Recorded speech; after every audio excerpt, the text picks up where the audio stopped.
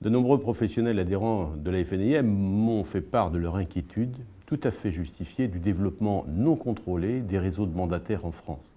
Je crois qu'il y a urgence à réagir et empêcher effectivement ce développement d'exercice d'une profession sans aptitude professionnelle, sans contrôle préalable. Je crois qu'on ne peut pas imaginer qu'alors que d'autres professions disposent de certificats de qualification professionnelle, et notamment même pour un plombier, pour une coiffeuse, pour d'autres professions, d'avoir un minimum de formation et de compétences et qu'il n'existe aucun contrôle, aucun filtre, aucune condition d'aptitude pour des mandataires, négociateurs indépendants ou salariés ayant pour mission d'arbitrer et de vendre du patrimoine.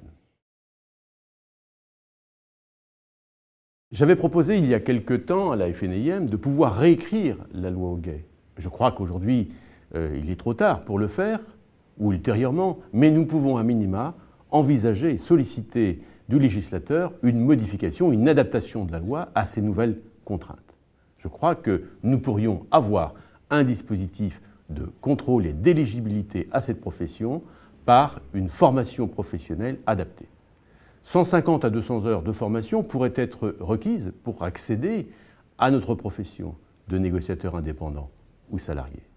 Ces heures pourraient à la fois tenir compte de l'expérience professionnelle, que l'on appelle les validations et les acquis et de l'expérience, les VAE, à la fois des cursus de formation déjà entrepris, et à la fois sous un module, notamment d'horaires de formation à revalider. Alors, pour pouvoir valider ce que l'on appelle les VAE, il faut un établissement public d'enseignement et il faut mettre en œuvre un jury.